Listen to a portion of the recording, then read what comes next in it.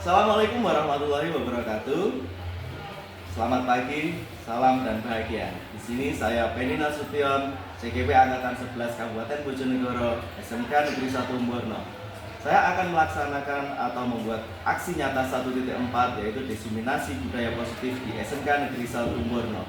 Diharapkan dalam kegiatan tersebut dapat membuat SMK kita lebih berbudaya positif dalam karakter siswa. Selamat menyaksikan. Assalamualaikum warahmatullahi wabarakatuh. Ya. Assalamualaikum warahmatullahi wabarakatuh. Yang terhormat Bapak Kepala Sekolah SMK Negeri 1 Umborno, Bapak Agus Suprapto Mulyono. Yang saya hormati Bapak Ibu Guru pada kesempatan kali ini yang sudah menghadiri undangan aksi nyata atau diseminasi pada modul budaya positif. Selawat serta salam kita tujukan kepada junjungan kita Nabi Muhammad SAW. Ya. Terus kemudian untuk pada kegiatan pagi ini pembukaan akan diawali dengan sambutan dan dilanjut dengan kegiatan inti yaitu pemaparan materi. Yang terakhir adalah kegiatan penutup. Pada pembukaan kali ini yang mewakili Bapak Kepala Sekolah adalah dari Bapak Wakil Kesiswaan SMK Negeri 1 Umborno, Bapak Agus Rahmat Arji untuk memberikan sambutan. Yang Bapak Agus, saya persilakan. Assalamualaikum warahmatullahi wabarakatuh. Waalaikumsalam warahmatullahi wabarakatuh. Yang terhormat Bapak Ibu Guru sekalian dari SMK Negeri 1 Umborno. Di sini saya mewakili Bapak Kepala Sekolah yaitu Pak Agus Suprapto Mulyono, di mana di hari ini kita menghadiri aksi nyata atau diseminasi budaya positif dari peserta CGP Pak Penny Nasution. Pertama-tama marilah kita mengucapkan puji syukur kepada Allah Subhanahu wa taala karena di pagi hari ini kita masih diberi kesehatan dalam acara diseminasi budaya positif yang mana sebagai tugas untuk melengkapi modul 1.4 oleh Pak Penny Nasution. Kedua kalinya salawat serta salam semoga tercurah kepada junjungan Nabi besar Muhammad SAW yang insyaallah kita harapkan sampainya kelak yang Bapak Ibu sekalian, tidak banyak yang akan saya sampaikan, terutama mengenai program CGP di sini, di mana guru penggerak besok itu diharapkan menjadi motor penggerak di dalam manajemen sekolah maupun pengelolaan siswa, sehingga nantinya diharapkan melalui program CGP ini kita sebagai guru mampu memanajemen diri dengan baik, sehingga ketika memanajemen diri dengan baik itu bisa dilampaui oleh masing-masing guru, imbasnya itu akan kembali ke peserta didik kita, terutama pada murid-murid kita, dimana kalau kita lihat pada saat ini eranya sudah berbeda dengan zaman kita sekolah dulu, dimana era saat ini digitalisasi atau era digital itu sudah berkembang pesat, sehingga proses pembelajaran itu membutuhkan inovasi atau kreativitas yang menyesuaikan dengan kodrat zamannya anak. Jadi memang program CGP ini sangat bagus. Ketika kita mau berkembang untuk lebih baik lagi, maka di CGP ini insya Allah kita bisa menambah ilmu tentang manajemen diri dan manajemen sekolah atau tata cara pengelolaan yang ada di sekolah. Oleh karena itu Bapak Ibu Guru, saya rasa tetap semangat Kak Pendi untuk melanjutkan CGP ini sampai selesai, terutama untuk aksi nyata diseminasi modul 1.4 ini yaitu budaya positif yang ada di sekolah ini bisa diimbaskan ke teman-teman yang lain, sehingga nantinya diharapkan peserta didik dan teman-teman guru itu bisa mendapat ilmu dari apa yang jenengan terima dari program guru. Mungkin itu saja dari saya, Pak Pendi. Kurang lebihnya saya mohon maaf. Monggo dilanjut. Terima kasih banyak. Wassalamualaikum warahmatullahi wabarakatuh. Waalaikumsalam. Pak Agus yang mewakili Bapak Kepala Sekolah telah menyampaikan sambutan pada kegiatan kali ini. Kita lanjutkan pada kegiatan inti. Pada kegiatan inti kali ini saya akan memaparkan presentasi hasil dari materi yang sudah saya pelajari di modul 1.4 yaitu budaya positif. Ya. Sebelum kita masuk ke materi budaya positif ini, sangat bagus sekali ya kalau kita benar-benar bisa menerapkan di sekolah kita. Karena di sini saya mau mengambil sampel dulu. Ini memang lingkupnya sebenarnya luas, bisa kelas ataupun lingkupnya sekolah. Tetapi di sini saya mau mencoba dulu karena perubahan itu tidak bisa secara langsung, sehingga saya gunakan di jurusan BKP ini yang notabene adalah sebuah jurusan di dalam sekolah yang mempunyai kelas yang luar biasa banyaknya. Kemudian juga ada beberapa wali kelas yang mewakili di sini. Nah, kita mulai dari hal-hal kecil dulu dalam sebuah perubahan, karena kita tidak bisa secara langsung. Ya. Sebelum saya masuk ke budaya positif, kita harus melihat dulu paradigma pembelajaran sekarang ini nih. Sebelum paradigma pembelajaran sekarang atau perubahan paradigma sekarang itu adalah bagaimana kita itu membuat pembelajaran itu menyenangkan, berpihak pada murid. Bukan berarti kita berpihak pada murid harus selalu mendukung apa yang dia inginkan, tetapi kita bisa memilah kebutuhan siswa itu seperti apa sesuai kebutuhan anak tersebut. Ya. Kalau dulu pembelajaran dulu kita itu masih ke gurunya ya yang lebih aktif dalam melakukan pembelajaran. Tetapi sekarang sudah berubah, di mana sekarang itu sudah pembelajaran harus dilakukan oleh anak itu sendiri dalam pelaksanaan pembelajaran. Jadi mengeksplor dari pembelajaran itu. Sebelum masuk kegiatan ini, Bapak Ibu saya minta waktunya sebentar untuk berdiri. Oke. Silakan mencari pasangan, jumpa dengan pasangan. Sampai ini nggak apa sampai saling berhadapan dulu nih. Coba dalam waktu 30 detik, saya harap Bapak Ibu bisa tersenyum sambil memperlihatkan giginya sedikit aja. Selama 30 detik agar kegiatan ini menyenangkan. Oke, 1, 2, 3, silakan dipandang temannya. 30 detik. Ya, 30 detik aja.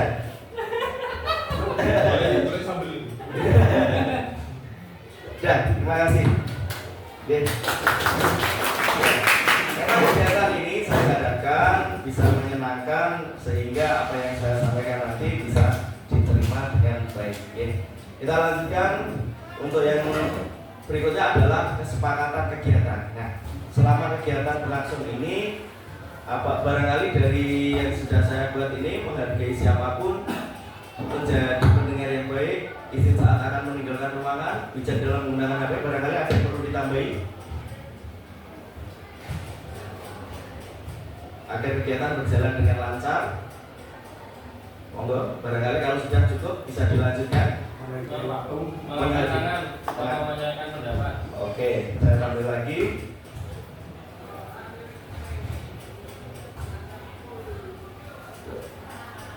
Mengatakan saat Bertanya atau menyampaikan.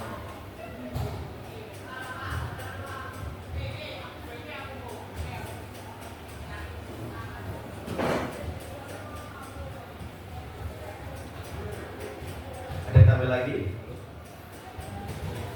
Sudah? Cukup?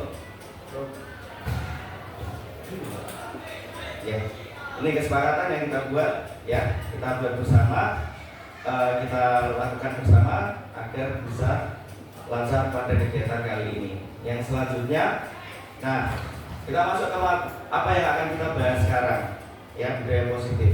Yang pertama adalah seorang guru yang baik harus memiliki kemampuan dalam mewujudkan budaya positif di sekolah. Budaya positif tersebut dapat dijalankan dengan menerapkan konsep, ya, ada konsepnya, ada rangkaiannya. Jadi tidak hanya sebatas melakukan saja, tetapi ada runtutan yang harus kita ikuti, ya, sehingga nanti pada prosesnya, pada penerapannya juga kita akan secara maksimal. Yang pertama ada disiplin positif, yang kedua ada motivasi dan perilaku manusia, yang ketiga keyakinan sekolah atau kelas, yang keempat kebutuhan dasar manusia, yang kelima posisi kontrol restitusi, yang keenam adalah segitiga restitusi. Ya, ini adalah 6 langkah atau 6 konsep yang akan membuat sekolah kita atau jurusan kita itu menjadi sekolah yang berbudaya positif. Ya, sekarang yang pertama, disiplin positif. Nah, barangkali Bapak Ibu ada yang tahu disiplin positif itu apa? Sebelumnya, disiplin positif. Ya, Faiz. Selalu menyampaikan hal yang positif. Selalu menyampaikan hal-hal yang positif, ya. Benar ya. Ada apa? Kita selalu bisa melakukan atau menyampaikan atau memberikan masukan secara positif. Nah, bisa untuk disiplin positif. Nah, isinya adalah disiplin positif adalah suatu cara penerapan disiplin yang mengajarkan anak bertanggung jawab dan menumbuhkan kesadaran diri berdasarkan nilai-nilai kebajikan. Jadi disiplin positif itu bagaimana kita itu menumbuhkan anak dalam sadar akan tanggung jawabnya, sadar akan nilai-nilai kebajikannya. Contoh aja seperti ini, ketika kita naik motor itu pakai helm, itu karena kesadaran apa karena takut ditilang? Nah, ada yang takut karena kena tilang, ada juga karena sadar keselamatan.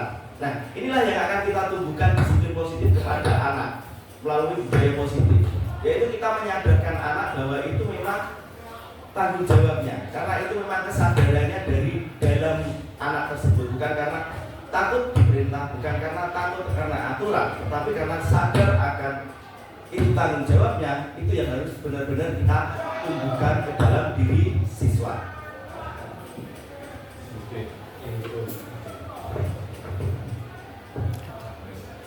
Dan menyadari berdasarkan motivasi internal, bukan akibat paksaan, ujian atau hukuman. Sama seperti penerapan di dalam sekolah, ada anak berangkat pagi pukul 7 kurang, ya kan? Itu karena kesadaran. Kalau melihat seperti itu berarti anak itu punya niat untuk benar-benar sekolah. Sedangkan ada juga yang ada di sekolah kita seperti anak harus diobrolin ketika masuk, dan itu seperti itulah yang perlu kita ciptakan ke dalam diri anak. Bagaimana kita menumbuhkan anak menyadarkan bahwa itu memang tanggung jawabnya bersekolah. Nah, itulah yang disebut disiplin positif. Itu adalah kita memberikan motivasi ke dalam diri anak dan menyadarkan bahwa itu memang kebutuhannya, bahwa itu memang tanggung jawabnya. Bukan selalu harus dipaksa, kamu harus pakai sepatu hitam, kamu harus pakai harus bajunya masuk. Nah, itu paksaan, itu adalah aturan. Tapi bagaimana kita membuat si anak tersebut itu sadar akan tanggung jawabnya atau yang perlu diikuti aturannya. Ya, saya lanjutkan dari. Nah, dalam sebuah disiplin positif itu harus mengacu pada profil pelajar Pancasila. Yang satu, pertama, beriman, bertakwa kepada Tuhan Yang Maha Esa dan berakhlak mulia. Yang kedua, mandiri, bernalar kritis, kreatif, bergotong royong, dan berkebinekaan global. Ya. Jadi 6 karakter ini yang harus kita tanamkan ke dalam diri anak, ya, ke dalam diri anak melalui karakter-karakter disiplin positif ini. Nah, sebelum saya masuk ke motivasi perilaku manusia, ada ceritanya kan dari sini mungkin ada masukan dari teman-teman tentang disiplin positif. Barangkali yang sudah berpengalaman di sekolah selama ini yang dalam penerapan disiplin positif, atau pernah mengalami kasus ke anak, pernah menangani anak, bagaimana proses penyadarannya disiplin positif. Oke.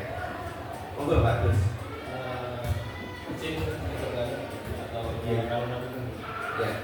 Dari disiplin positif ini kita berupaya menyadarkan anak untuk mempunyai satu sendiri, bukan paksaan. Atas biasanya kan anak-anak itu ketika melaksanakan disiplin yang menerapkan disiplin yang tanggung jawab itu sangat takut akan hukuman, takut akan dipaksa. Nah, di sini kita sebagai guru itu jika ketika menerapkan disiplin positif untuk menyadarkan dari diri anak sendiri itu memang cukup mengalami kesulitan.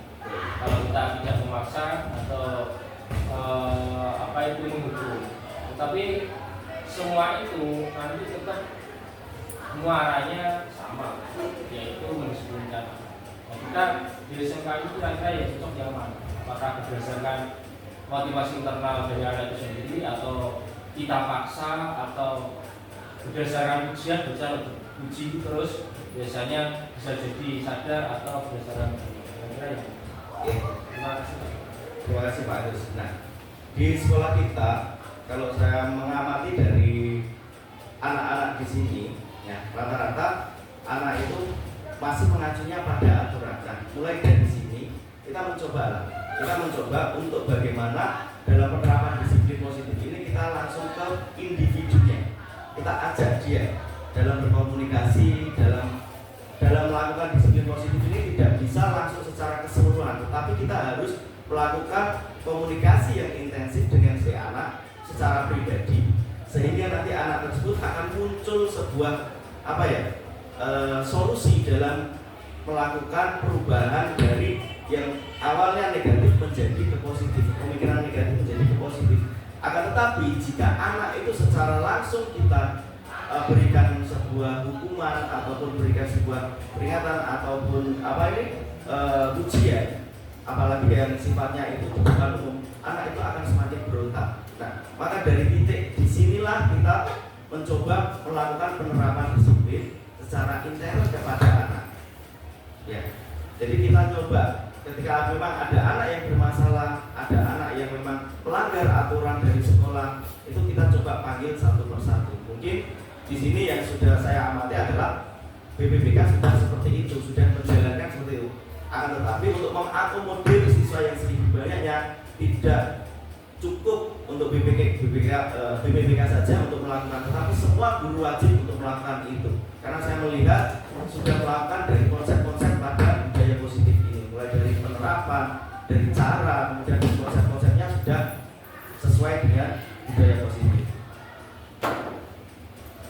Iya bagus, bisa dilanjut. Lanjut. Ya.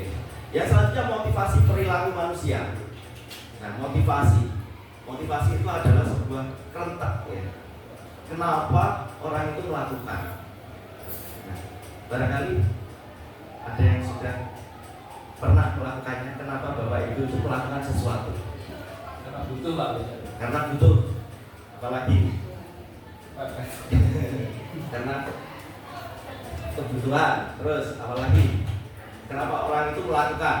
Karena kewajiban. Kewajiban. Karena apa lagi? Imbalan. Ya, imbalan sudah ada ya. Nah, di sini motivasi perilaku manusia, ada beberapa hal yang mendorong orang itu melakukan sesuatu. Yang memotivasinya ada 3. Yang pertama itu adalah menghindari ketidaknyamanan atau hukuman. Nah, perilaku ini sering sekali dilakukan oleh anak-anak kita. Bagaimana dia itu agar bukan karena kesadaran, tetapi karena ini sudah ada aturan tertulis, jika saya pakai sepatu ini putih nanti akan dipilok menjadi hitam. Nah, itu dia menghindari dari sebuah ketidaknyamanan atau hukuman yang diberikan kepada anak. Ketika rambutnya panjang seperti itu, maka dia itu bagaimana memotong rambutnya, ya memang dia rapi, tetapi dia masih membaca atau melihat sebuah aturan tersebut. Karena ada hukuman yang harus diikuti konsekuensinya jika rambutnya panjang. Nah, ini perlu kita hindari saat ini. Kita mencoba bagaimana kita itu menyadarkan anak tersebut dalam berdisiplin positif. Yang ketiga adalah mendapatkan imbalan atau penghargaan dari orang lain. Nah, kadang anak itu melakukan sesuatu, biar saya dapat juara 1, agar nanti biar teman-teman mengakui saya, biar nanti saya dianggap paling pintar di kelas. Nah, itu adalah salah satu motivasi bagaimana anak itu melakukan sesuatu karena ingin dipuji atau mengharapkan penghargaan dari orang lain. Nah, itu bagus, cuma masih kurang, harus disempurnakan dalam cara pandangnya. Nah, selanjutnya adalah untuk menjadi orang yang mereka inginkan dan menghargai diri sendiri serta nilai-nilai yang dipercaya. Nah, ini memang karena sudah ada kesadaran kepada anak, kesadaran pada hati bahwa memang saya melakukan ini karena tanggung jawab, karena memang ini salah sesuai dengan norma atau nilai-nilai kebajikan pada masyarakat. Nah, itulah yang akan kita timbulkan. Bagaimana kita itu melakukan sesuatu itu memang karena sudah sadar. Oh, ini memang tanggung jawab saya. Saya harus melakukannya dengan baik, dengan secara maksimal. Bukan karena bel jam 7 telah nanti saya dipanaskan di lapangan. Bukan seperti itu. Nah, itu masih banyak yang perlu kita perbaiki mulai sekarang. Bagaimana kita menciptakan sebuah budaya positif. Keyakinan sekolah atau kelas sekarang ya. Keyakinan sekolah atau kelas kan. Dari lingkup yang paling kecil itu adalah kelas. Bagaimana kita membuat sebuah keyakinan kelas, bukan peraturan kelas. Ini berbeda. Kalau peraturan itu masih ada jika maka. Kalau sebuah keyakinan berarti itu adalah sebuah kepercayaan yang harus kita lakukan, kesadaran yang memang harus kita kerjakan tanpa melanggar. Jika melanggar akan tahu sendiri nilai apa yang mereka langgar dan bagaimana cara mencari solusi untuk memperbaiki kesalahan tersebut. Ya, keyakinan kelas.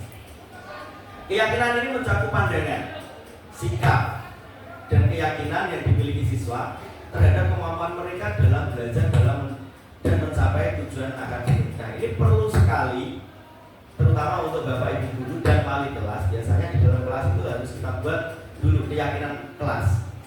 Nah, keyakinan kelas ini harus diikuti dalam pembuatannya dengan guru atau wali kelas dan juga siswa yang berada di dalam kelas tersebut. Karena apa? Orang yang akan melaksanakan keyakinan kelas itu adalah yang anggota kelas tersebut dan Bapak Ibu guru yang ada di kelas tersebut. Nah, yang perlu sekali ini keyakinan kelas dibuat di dalam sekolah. Karena dari hal yang paling kecil, lingkup yang paling kecil ini diharapkan mampu merubah dari anak ini menjadi sadar akan kebutuhannya, sadar akan tanggung jawabnya, agar peraturan di sekolah itu tidak dilanggar. Ya. Selain itu, nanti hasil dari keyakinan kelas ini akan menumbuhkan dari siswa tersebut untuk lebih aktif dan kreatif di dalam kelas, serta menjaga nilai-nilai yang baik di dalam kelas tersebut bisa dipakai di dalam masyarakat. Harapannya memang seperti itu dalam pembuatan keyakinan kelas. Nah, sebelum saya masuk ke dalam materi berikutnya, ini ada beberapa proses dalam pembuatan sebuah keyakinan kelas. Ya. Dalam pembuatan keyakinan kelas ini bahasanya harus universal sesuai dengan nilai-nilai kebajikan yang mudah diingat oleh anak. Yang kedua, tidak terlalu banyak dalam membuat keyakinan kelas itu. Contoh aja di dalam kelas itu banyak ya siswa. Contohnya di kelas kita itu ada 36. Kita tanya semuanya, kita ajak mereka membuat apa sih yang kamu butuhkan di dalam kelas, apa sih yang kamu butuhkan di dalam sekolah. Aturan apa saja yang akan kita buat di dalam kelas. Nah, anak disuruh menulis semuanya, kebutuhannya apa, aturannya apa, tidak boleh bermake up lah, ya, masuk tidak boleh telat, terus kemudian dilarang mengambil barang milik teman, terus kemudian tidak boleh membuli teman. Nah, itu adalah keinginan atau kebutuhan siswa dalam kelas. Kita tampung semuanya, kita tulis di papan secara bersama-sama dengan siswa. Kemudian kita kaji mana yang perlu dan mana yang tidak sesuai dengan kesepakatan yang ada di dalam kelas tersebut. Jika sudah kita pilih yang memang tidak begitu urgent, kita buat, kita cari yang paling baik. Terus setelah itu kita merubah dari hasil tadi yang sudah terbuat, kita rubah menjadi bahasanya menjadi bahasa positif, tidak negatif lagi, sehingga anak itu akan lebih mudah menerimanya. Contoh aja seperti dalam rubah kalimat negatif ke positif, dilarang memakai make up berlebihan. anak itu akan mindsetnya akan munculnya itu adalah kata dilarang. Berarti kalau dilarang itu ada konsekuensinya, ada punishmentnya, ada hukumannya. Tetapi kalau kita merubah sesuai dengan keyakinan, dengan dengan bahasa yang positif, contoh aja berdandan sederhana atau berpenampilan sederhana seperti itu. Nah, mungkin anak akan lebih menerimanya, ya. Tidak hanya dari bahasa-bahasa seperti itu harus dirubah menjadi ke positif. Jika belum bisa, kita bisa berkolaborasi dengan guru bahasa Indonesia bagaimana menciptakan bahasa yang dari negatif menjadi positif. Kemudian lagi dan banyak sekali contoh-contohnya nanti. Dan dari setelah kita buat kalimat positif dari aturan tadi, dari keyakinan tadi, kemudian kita ambil beberapa nilai-nilai kebajikan yang sama. Contoh dilarang masuk kelas sesuai jam pembelajaran. Nah, itu kan berarti disiplin. Terus kemudian berpakaian rapi. Nah, itu juga masuk ranahnya disiplin. Jadi nilai kebajikan di dalam keyakinan kelas tersebut, beberapa keyakinan itu mengacu pada satu nilai kebajikannya itu. Nah, jadi anak itu akan nanti paham, oh nilai kebajikan disiplin itu di kelas saya berpakaian rapi, kemudian berpenampilan sederhana. Nah, seperti itu. Jadi anak akan lebih mengenal nilai kebajikannya yang tidak terlalu banyak, keyakinan kelasnya juga akan terlaksana dengan kesadaran anak tersebut. Jadi dalam pembuatan keyakinan kelas ini perlu langkah terakhir, yaitu adalah kesepakatan bersama. Anak-anak menandatangani dari apa yang sudah disepakati dan bapak ibu gurunya, kemudian kita ditempel pada tempat yang strategis sehingga anak ketika masuk kelas itu akan langsung bisa membaca, oh ini keyakinan kelas saya, harus saya taati secara secara sadar diri, penuh tanggung jawab. Itu secara perlahan-lahan akan memunculkan dari disiplin positif kepada anak itu. Karena apa? Kalau anak itu sering kita ajak komunikasi, sering kita gali, maka kita akan tahu di mana permasalahannya dan kita belajar mencari solusi pada kebutuhan anak tersebut. Oke. Ini untuk keyakinan kelas atau keyakinan sekolah. Yang selanjutnya adalah kebutuhan dasar manusia. Nah, setiap orang itu punya kebutuhan, ya kan? Kira-kira Pak Didi itu kebutuhannya apa? Nah, kebutuhannya apa? Makan, minum, betul ya? Setiap kali tidur, betul. Nah, ada beberapa kebutuhan dasar manusia yang perlu kita perhatikan ya. Ketika seorang murid melakukan suatu perbuatan yang bertentangan dengan nilai-nilai kebajikan, melanggar peraturan, hal itu sebenarnya dikarenakan mereka gagal memenuhi kebutuhan dasar mereka. Bukan karena tidak ada anak itu nakal, tidak ada anak dembleng, itu tidak ada. Karena apa? Kebutuhannya itu tidak terpenuhi sebenarnya. Maka perlu digali dari masalah tersebut. Kenapa kamu melakukan itu? Kenapa kamu seperti ini? Nah, itulah tugas kita semua Bapak Ibu guru. Sangat berat jadi guru ya. Jadi kita harus benar-benar mendalami dari anak tersebut sehingga kita tahu persoalan yang dihadapi. Karena persoalan tersebut tidak hanya dari intern sekolah, melainkan eksternalnya juga mungkin banyak sekali permasalahan yang dihadapi dari siswa-siswi kita. Ya. Yang selanjutnya ini ada 5 kebutuhan dasar manusia. Yang pertama bertahan hidup. Yang kedua kasih sayang dan rasa diterima. Yang ketiga penguasaan. 4 kebebasan dan kesenangan. Nah, ini ada studi kasus. Ya, ini studi kasus mungkin beberapa kali terjadi di kelas kita. Ya. Pak Isnaini adalah guru TPAB kelas 12 multimedia juga. Sedang bingung menghadapi sikap Pendi yang selalu tidur saat jam pembelajaran, serta selalu mengulangi meskipun sudah dibangunkan teman-temannya. Jika Anda menghadapi situasi seperti Pak Isnaini, apa yang akan Anda lakukan? Kira-kira alasannya Pendi melakukan itu apa? Ya, terus dari pengalaman ibu sendiri, pengalaman sendiri ya. mahasiswa Ya, kebanyakan hal tersebut itu dikarenakan proses pembelajaran yang sangat-sangat membosankan. ya, Seperti itu. ya. Itu mungkin salah satu ya, Ya. karena kurang kurang rasa kesenangan tadi ya, kurang senang dalam kegiatan pembelajaran. Jadi kebutuhan kesenangannya itu tidak terpenuhi sehingga dia bosan, merasa kurang tertarik lah. Jadi di dalam kelas tersebut kurang menarik. Makanya dari sekarang paradigma tersebut kita harus merubah pembelajaran yang awalnya teacher center menjadi ke student center, sehingga nanti akan lebih menarik. Nah, kasusnya seperti itu, benar yang disampaikan oleh Pak Firdaus tersebut. Jadi ada kebutuhan kesenangan yang tidak terpenuhi di dalam kegiatan pembelajaran tersebut. Nah, ini ada beberapa alasan mungkin Medi melakukan seperti itu ya. Yang pertama, mungkin secara eksternal, setiap malam kerja membantu orang tuanya bekerja di pasar dan pulang dini hari. Maka kebutuhan dasar Medi yang diperlukan, yang perlu dipenuhi adalah bertahan hidup. Ya, ketika dia kerja malam, waktu tidurnya hilang karena untuk mencari uang membantu orang tuanya. Nah, kebutuhan dia ini yang bertahan hidup ini yang hilang.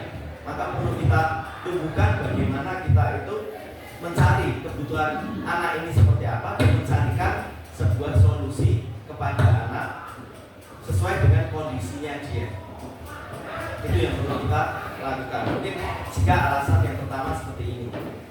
Jika ada dua yang alasan yang kedua, ini merasa senang ketika mendapatkan perhatian dari teman dan dalam membangunkannya. Maka sebenarnya ini memenuhi kebutuhan kasih sayang dan rasa diterima. Mungkin ketika dia di rumah, orang tuanya pagi sudah berangkat kerja, dia nggak ada yang membangunkan. Seolah-olah dia itu tidak ada yang memperhatikan. Makanya ketika dia di sekolah dibangunkan oleh temannya, gurunya, dia itu merasa ada perhatian ke dia. Oh, ada yang memperhatikan saya, ada yang menerima saya di sini. Dengan caranya seperti itu yang salah. Makanya untuk itu caranya dia seperti itu untuk mendapatkan pemenuhan kebutuhan kasih sayang seperti itu perlu kita rubah menjadi stimulus positif kepada anak tersebut. Atau yang ketiga, alasan yang ketiga, karena dia setiap malam membantu keluarga bekerja sehingga waktu untuk istirahat kurang. Maka dia tidur waktu jam pembelajaran menggantikan jam istirahat di malam hari. Sebenarnya Pedi sedang memenuhi kebutuhannya adalah kebebasan. Karena hidupnya bukan hidup ya, karena kegiatannya setiap hari malam itu waktunya habis, waktu istirahat tidak ada. Jadi dia bisa melakukan istirahat malam. Di situ dia tidak ada kebebasan pada dirinya, sehingga ketika di sekolah dia ada kesempatan dia melakukan itu, sehingga dia bebas. Kalau di sini paling kok dibangun koncoku atau orang jadi. Nah seperti itulah. Jadi ada beberapa alasan-alasan yang mungkin perlu kita gali kepada anak, kenapa dia melakukan hal-hal seperti itu. Makanya saya pernah mendengar ada teman namanya mengatakan seperti ini. Kalau menurut saya ada benarnya. Ya juga mungkin kurang tepat. Benar tapi kurang tepat. Apa hubungannya rambut gondrong dengan kecerdasan? Nah, itu memang tidak ada hubungannya. Akan tetapi nilai kebajikan di dalam sebuah tanggung jawab, kita mengikuti peraturan, kita mentaati peraturan, itu yang kita tanamkan kepada anak. Bukan rambut gondrong dan cerdasnya, tetapi bagaimana kita mengikuti sebuah peraturan. Karena hidup di sekolah itu adalah belajar. Tujuannya adalah ketika di masyarakat, bahkan aturan di masyarakat itu banyak juga yang tidak tertulis. Itulah yang perlu kita tanamkan kepada anak. Nah, selanjutnya posisi kontrol restitusi. Ini mungkin bahasa-bahasa baru ya. Apa itu restitusi? Ya. Ada beberapa posisi kontrol restitusi yang dilakukan oleh guru, yang diperlukan oleh guru, ya, yang sering dilakukan oleh guru juga. Yang pertama adalah guru sebagai penghukum. Yang kedua adalah guru sebagai membuat rasa bersalah. Yang ketiga, guru sebagai teman. Yang selanjutnya adalah guru sebagai pemantau. Kemudian adalah guru sebagai manajer. Nah, kira-kira Bapak Ibu di sekolah ini menerapkan yang mana dalam posisi kontrol ini yang sudah dilakukan dalam penanganan anak Menghukum ya juga. menghukum ya, teman ya, ya. Semuanya ini mungkin sudah dilakukan ya sama Bapak Ibu guru di sini, yaitu posisi kontrol restitusi. Sebagai penghukum juga iya, membuat rasa bersalah ya iya, sebagai teman di bersama anak-anak ya iya, kemudian pemantau dari kegiatan anak-anak dan manajer. Sebenarnya semuanya ini juga bagus, akan tetapi yang paling penting, yang paling bagus di sini adalah sebagai guru, sebagai manajer, di mana kita itu membuat atau menumbuhkan anak tersebut atau mengatur anak tersebut dalam mengeksplor kebutuhannya, dalam mengeksplor kesadarannya, ya. Jadi kita hanya sebagai apa? Sebagai fasilitator kepada anak dalam melaksanakan budaya positif di dalam perilakunya, sehingga anak itu sadar dari dalamnya. Kalau sebagai penghukum itu anak akan lebih sering ini memberontak. Ya, kalau kita sebagai penghukum itu hasilnya itu sebagai anak itu akan memberontak. Biasanya menjadi dendam. Ya. Dia akan menyalahkan orang lain. Kalau benar, contoh aja di kelas, ketika ada anak memukul temannya, yang memukul itu ketika kita tanya, pasti nanti akan menyalahkan temannya. Dia duluan Pak, dia melakukan. Nah, dendamnya bukan kepada guru, yang dikhawatirkan adalah dendamnya kepada temannya tersebut. Nah, itu kalau jika sebagai penghukum. Kalau membuat rasa bersalah, anak itu akan menyembunyikan, ya kan? Akan lebih berbohong, ya. Gimana toh ini kalau kamu kok pulangnya duluan seperti ini? Nah, dia akan mencari alasan untuk itu. Jadi lebih apa ya? Nanti yang muncul di dalam diri anak itu adalah rasa berbohongnya atau mencari alasan untuk menutupi kesalahannya tersebut. Kalau menjadi teman, ini akan ketergantungan. Bahkan kadang itu akan lebih sikapnya berlebihan kepada guru atau kadang lebih kurang ajar. Nah, ini kadang juga perlu ada pertimbangan dalam kegiatan di setiap harinya. Yang selanjutnya adalah menyesuaikan bila diawasi. Nah, ini banyak sekali. Oh, nggak ada guru nih, wes ada dalam kelas. Ketika ada ono, tak nanglet.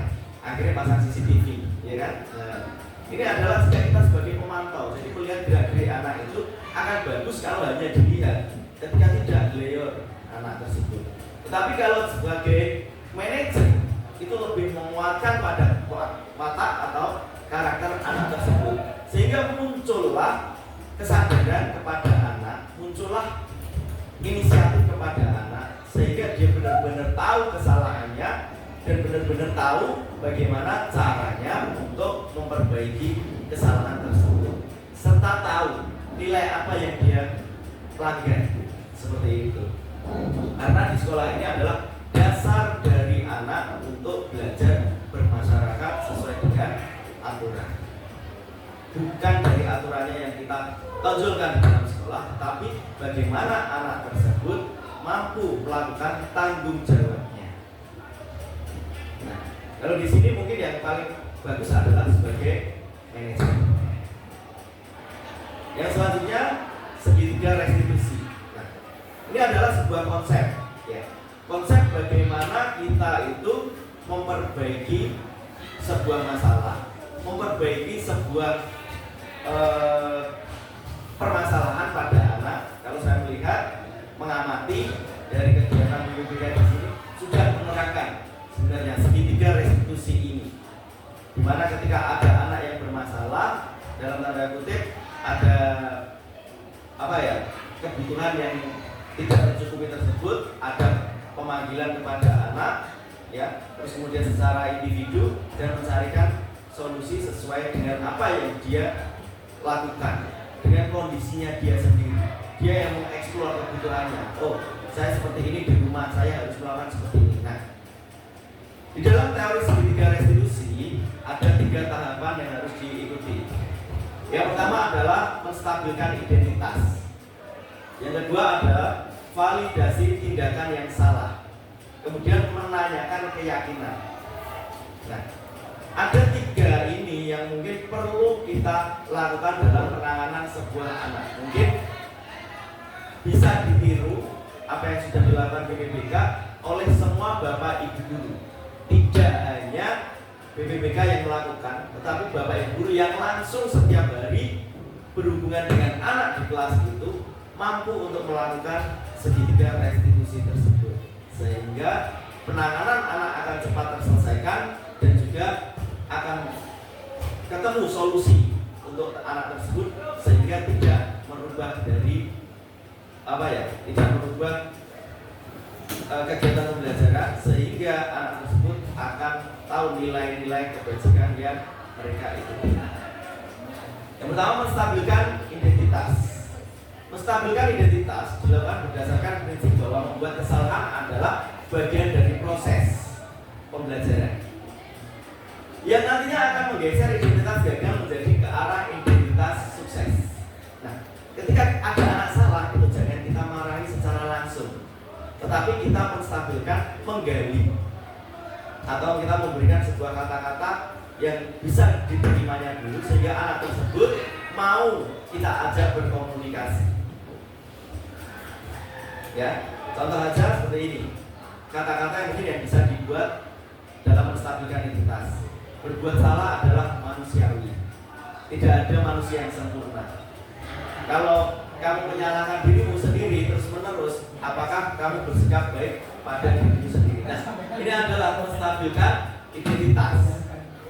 Atau kalau kasus yang sering terjadi di sini adalah rambut panjang. Kamu kelihatan ganteng kalau rambut kamu panjang, tapi lebih ganteng lagi kalau kamu mau potong rambut sesuai dengan aturan yang ada di sekolah. Nah, kita bagaimana membuat anak itu tahu dulu, kita stabilkan dulu. Oh, memang dia itu salah sebenarnya. Cuma kita tidak boleh ngejat salah dulu. Sehingga anak kita mencari dulu kondisi anak itu seperti apa. Kemudian jika sudah kita menstabilkan identitas, anak mau berkomunikasi dan mau menerima, kita berikan sebuah motivasi, kemudian memvalidasi tindakan yang salah. Nah, dalam memvalidasi tindakan yang salah ini, ya, berdasarkan prinsip bahwa setiap perilaku berupaya memenuhi kebutuhan tertentu. Nah, seperti yang saya sampaikan materi awal tadi, ada sebuah kebutuhan yang tidak terpenuhi.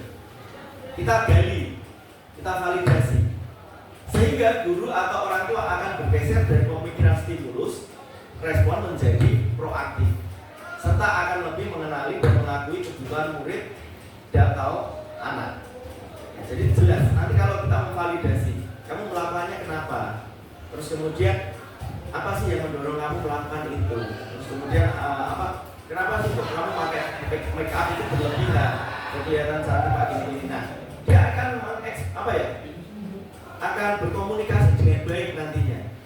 Oh, kebutuhannya seperti ini, kita memilih. Jadi anak ini kebutuhannya ingin diakui, anak ini ingin bebas, anak ini butuh kesenangan. Nah, dari situ baru kita akan melakukan validasi tindakan. Ya, akan melakukan ini. Yang terakhir, menanyakan keyakinan yang dia sepakati atau keyakinan yang dia sadari itu apa nanti ya. Ini contoh validasi tindakan yang salah. Kamu pasti punya alasan mengapa melakukannya. Apa yang penting bagi kamu? Maukah kamu belajar cara lain mendapatkan sesuatu tanpa harus memukul? Atau kamu terlihat cantik tanpa make up? Nah, seperti itu. Itu adalah proses memvalidasi tindakan. Ya.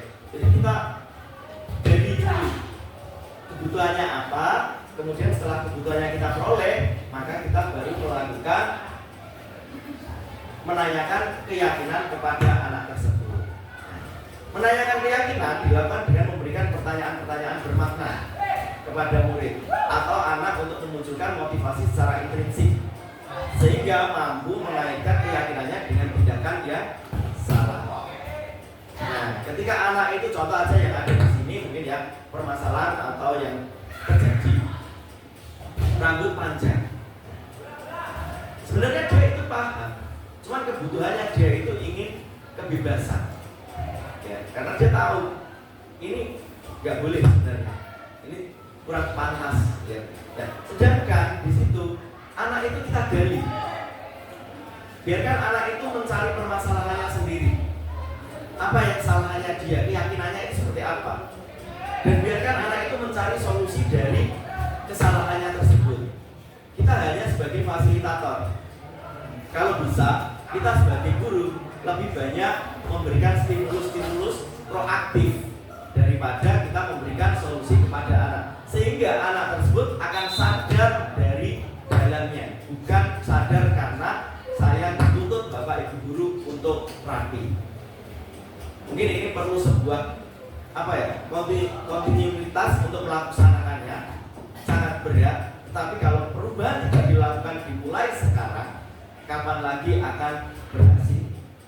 Makanya dari sini mari kita Bapak Ibu melakukan budaya positif di sekolah kita dengan beberapa langkah-langkah atau konsep yang saya paparkan tersebut, sehingga bisa membawa sekolah kita itu menjadi lebih positif lagi, tidak hanya positif di dalam akademik, tetapi juga dari sikap perilaku anak tersebut. Oke. Dari sini mungkin ada yang ditanyakan. Dari tadi ada motivasi, kemudian ada segitiga restitusi. Barangkali ada yang perlu ditanyakan, atau langsung saja kita masuk ke sesi tanya jawab, Oke, kita masuk sesi tanya jawab. Pak Firdaus, silakan. Dari materi budaya positif ini mungkin dari kita tidak menggali hanya permasalahan yang saya sampaikan, tetapi kita menggali masalah yang mungkin terjadi di sekolah kita saja, agar kita mencoba untuk bagaimana menyikapi tersebut, bagaimana kita menangani permasalahan tersebut sehingga anak menjadi ke arah yang lebih positif dalam sadar diri, tanggung jawab. Monggo. Pak saya.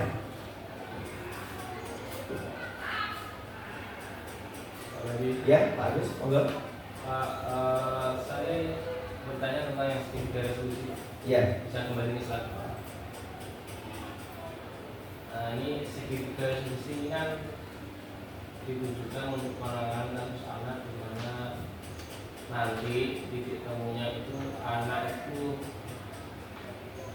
bisa menyelesaikan masalahnya itu dari dalam diri sendiri. Iya, dari prinsipnya anak itu tersebut. Mungkin bisa itu Pak digambarkan contohnya seperti apa, terus tentang ada videonya bisa ditampilkan ke teman-teman. Iya. Terima kasih. Ya, terima kasih Pak Agus. Langsung saya jawab untuk pertanyaan ini. Nah, dari sini ada contoh ya segitiga resolusi atau penanganan ini bagaimana kita membuat penanganan kepada anak sehingga anak itu sadar dari prinsipnya. Kemarin saya juga sudah membuat video tentang itu. Saya izin untuk salam, silakan duduk. Ditutup ya pintunya. Bisa? Tahu nggak kenapa tak panggil ke sini? Iya Pak, tahu karena bermain HP sendiri. Iya. Tadi itu kesalahan kamu bermain HP sendiri ya. Sebenarnya ketika kamu main HP sendiri itu, kamu pasti punya punya kepentingan ya di situ. Saya juga nggak tahu tadi kamu itu buka HP-nya ngapain, tetapi saya juga nggak tahu mungkin tadi kamu juga dapat WA atau dapat informasi penting, saya juga nggak tahu ya. Mungkin kamu itu kepentingan buat kamu atau ada keluarga. Ya, kita memang butuh alat komunikasi HP untuk itu ya. Semua orang juga sama. Saya juga menggunakan HP kok. Kalau ada yang emergensi ya memang tidak bisa ditinggal ya. Tetapi di dalam pembelajaran tadi ya kan, kamu bermain HP, saya kan nggak tahu kamu buka apa. Nah, dari yang kamu lakukan tadi itu, kamu buka HP untuk apa sih? Untuk lihat barang-barang di Shopee Pak. Nah, kamu malah bukanya di online shop ya. Nah, di situ di online shop cari barang waktu pembelajaran. Salah apa benar? Salah Pak. Nah, salah kan? Harusnya kamu mengerjakan dengan kelompok. Nah, akhirnya dampaknya apa yang terjadi pada kelompok kamu tadi? Kelompok saya tertinggal Pak. Oh ya, jadi kumpulkannya kan paling terakhir kan? Ya, itu pun kamu nggak ikut kerjakan. Nah, dampak yang kamu rasakan apa ketika kamu bermain HP sendiri tadi dari pembelajaran? Saya kurang memahami Pak materinya. Nah, ya kan? Kamu sendiri juga tidak bisa memahami materi pembelajaran. Nah, untuk itu ya, makanya untuk itu ketika besok ada pembelajaran seperti itu jangan diulangi ya, menggunakan HP. Terus kita kan sudah punya keyakinan kelas yang kita buat, kesepakatan kita bersama. Nah, kesepakatan itu kira-kira yang kamu langgar masih ingat nggak apa? Iya Pak, masih. Apa? Main HP sendiri saat bekerja kelompok. Nah, itu. Jadi kita tidak boleh menggunakan HP waktu pembelajaran. Nah, terus kemudian ini, nah itu kan ada nilainya. Nilai apa yang kamu langgar di situ? Nilainya kurang disiplin Pak saat mengerjakan. Oh ya, kurang disiplin waktu penggunaan HP, ya kan, waktu pembelajaran. Harusnya kita taati itu. Nah, kemudian ini konsekuensinya tahu apa yang dari kita buat tadi, apa yang harus kamu lakukan. Minta maaf kepada Pak Pendi dan teman-teman satu kelompok. Nah, dan juga harus apa dari kemarin yang kita buat Harus mencatat oh ya, harus mencatat materi-materi. semua materi pembelajaran yang sudah diajarkan. Ya kan, dari hasil kamu tadi kan kamu nggak bisa kan apa memahami materi yang kamu buat ya. Nah, terus kemudian kedepannya lagi kamu harus lebih bijak dalam menggunakan HP sesuai kebutuhan. Kalau kamu ingin belanja, ingin bersosial media, mungkin bisa diulang jam pembelajaran. Oke ya, bisa dipahami ya. Kedepannya lagi jangan diulangi ya.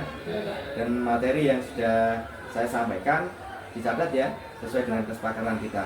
Ya, Iya. bisa kembali ke kelas, silahkan. Assalamualaikum warahmatullahi wabarakatuh. Terima kasih Pak Pendi, saya senang sekali diajak berdiskusi untuk menemukan solusi dari permasalahan dalam menggunakan HP saat pembelajaran. Untuk kedepannya saya akan lebih bijak menggunakan HP dan menyimpan saat pembelajaran.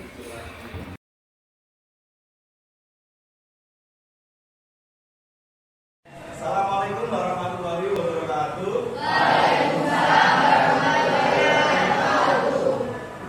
Gimana kabarnya hari ini? Alhamdulillah baik ya. Pada kesempatan kali ini kita akan mempelajari tentang apa materinya. Tahu nggak? Sudah ada yang baca belum? Belum. Ya, materinya adalah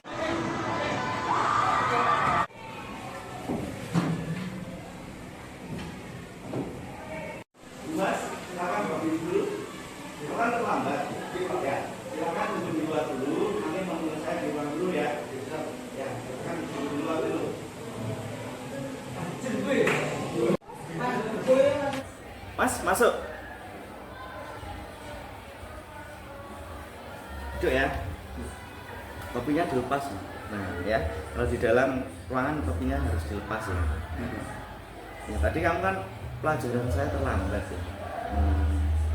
Itu kok apa siang sekali, nggak apa-apa sih sebenarnya siang, tapi kan kalau apa ya bisa terlambat, tapi kan asalkan itu kamu memberikan apa konfirmasi ya di gurunya atau wali kelas ya, nggak apa-apa terlambat, tapi kan yang namanya terlambat kan itu ada alasannya kan, kita nggak tahu di rumah seperti apa ya, itu mau berangkat ya apa ya. Itu banyak itu teman-temanmu juga yang terlambat sekolahnya.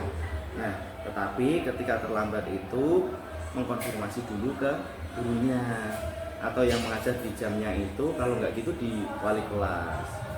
Ya, kamu punya grup kelas kan? Punya Pak. Nah, kamu WA saja di grup atau WA saja wali kelasnya gitu. Pak, saya terlambat, aku bocor Pak. bensin kuntek Pak. Nah seperti itu. Nah, jadi nggak apa-apa karena kita nggak tahu perjalanannya kan kamu jauh kan dari rumah. Nah itu. Nah terus alasan kamu kenapa kok terlambat tadi? Tadi pedenya kan cuma satu tuh Pak ya. Nah, Terus tadi tiba ngantar adik dulu ke sekolah. Iya. Terus saya nunggu belakangan. Oh gitu ya. Oh Kak, itu apa? Maksudnya sekolahnya adik dekat banget jauh dari sekolah, dari rumah. Ya, lumayan Pak. SMP. Pak. Iya. Jadi kamu harus nunggu ibu ngantarkan adik sekolah dulu, sepedanya baru kamu buat sekolah gitu ya. Iya, Pak. Tapi sama gini, apa? Adiknya dititipkan tetangga ada enggak yang dekat? Ya, ada Pak, tapi dia Bukan ya, mau titip ya gitu. Masa nitip. Nah, benar. Itu teman-teman kamu yang dekat rumah ada enggak? Ada tapi goncengan semuanya tuh. Oh. Sudah ada goncengannya gitu ya. Gitu ya. Terus ini ya kan barangkali ada solusi yang lain agar kamu tidak terlambat itu kan gimana? Apa kamu dari rumah jauh apa enggak sih? Ya lumayan Pak, paling 25 menit ya, itu pakai naik motor ya. Nah, seumpama, nah, tapi kan kamu nggak mau kan setiap hari seperti ini terlambat ketika pagi gitu ya. Nah, apa kamu nggak pengen bareng temennya atau satu kelas yang memang nggak boncengan nyarilah gitu, bisa ya? Untuk ya, itu kan untuk kepentingan kamu juga, itu juga untuk apa ya? Agar kamu nggak terlambat terus. Kalau seperti itu kan kamu sudah tahu jadwalnya. Beda dipakai ngantar adik, ibu baru pulang, kamu baru berangkat. Nah itu kan makan waktu, jadi kamu harus mensiasati berangkatnya adik itu lebih pagi juga kan karena adik ya nggak bisa kita tata, ayo berangkat pagi-pagi itu kan nggak bisa ya, jadi harus mengikuti kadang itu ya rewel atau apa ya. Nah itu solusinya tadi kamu harus cari temen ngalahi dari kegiatannya adik tadi, cari temen yang satu sekolah lah kan banyak di sini ya, nggak hanya satu jurusan aja kan. Nah kamu cari teman yang mungkin bisa dimintai tolong untuk bonceng gantian lah. Kalau besok pakai motormu, sekarang pakai motor ini, pas kebetulan adik nggak sekolah kan bisa. Nah di kelas kita itu ada keyakinan kelas kan. Nah ada beberapa kan yang kita sepakati bersama. Nah ketika kamu terlambat masuk kelas sebelum pembelajaran, apa yang harus dilakukan? Ayo.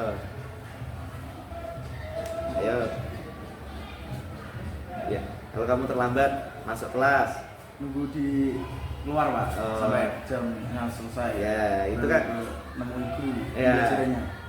Nah, itu kamu ketika sudah tahu keyakinan kelasnya itu, berarti besok kalau terlambat, kamu harus langsung bisa mengikuti keyakinan kelas tersebut ya. Kamu datang menunggu di luar, yang penting gurunya tahu kamu sudah datang. Kemudian nanti kamu setelah pembelajaran selesai menemui gurunya ya, minta maaf lah kalau terlambat, diberitahukan alasannya. Tapi yang lebih penting, kamu sebelum berangkat kalau memang melihat jam sudah mepet, bisa WA gurunya dulu. Alasannya kalau emergensi ya, bisa WA gurunya. Atau kalau kamu motornya dipakai adik, ibu, nah itu harus cari solusi seperti yang tadi ya. Itu bisa dipahami ya. Oke, bisa kembali ke kelas, silakan ya. Jangan diulangi lagi ya. Assalamualaikum warahmatullahi wabarakatuh. Terima kasih Pak Pendi, saya merasa senang sekali telah diajak diskusi untuk mencari solusi permasalahan saya sering terlambat masuk kelas dan memberikan saya motivasi untuk lebih semangat. Wassalamualaikum warahmatullahi wabarakatuh. Nah, ya Pak, untuk contoh dari segitiga restitusi yang seperti saya tampilkan tadi, ya kita penanganan kepada anak yang pertama tadi adalah penggunaan HP dalam kelas Pak. Jadi ketika waktu pembelajaran tanpa adanya perintah dari Bapak Ibu guru, ternyata dia melakukan apa ya, beli barang di on-shop Pak. Jadi waktu yang lainnya mengerjakan itu dia bermain HP sendiri, ternyata setelah saya explore dia itu check out barang di on-shop. Nah, dan yang di kasus yang kedua, anak tersebut datang terlambat. Setelah saya explore ternyata ketika saya melakukan segitiga restitusi kepada anak tersebut tidak mempunyai kendaraan untuk berangkat. Kendaraannya terbatas waktu di sekolah, untuk berangkat ke sekolah. Sehingga tadi sudah dari anak dengan kondisinya di sekitarnya untuk menuju sekolah sudah mendapatkan solusi sendiri, bisa menghubungi temannya yang dekat itu meskipun di sini dia berbeda kelas. Seperti itu. Terima kasih Pak. Barangkali ada yang lain? Terima kasih Bapak ini memuaskan sekali jawabannya. Monggo Bapak Ibu guru yang lain? Cukup.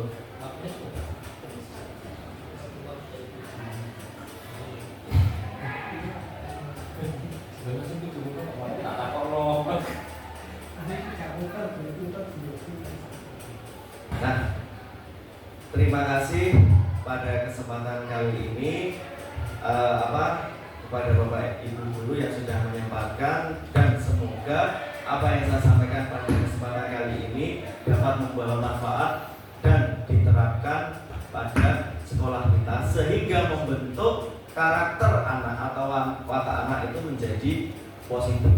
Ketika anak itu sudah watak atau perilakunya positif, maka dia akan siap hidup di masyarakat dengan baik. Nah, untuk mengakhiri dari kegiatan pagi ini atau diseminasi aksi nyata modul 1.4, mari kita bersama-sama membaca hamdalah.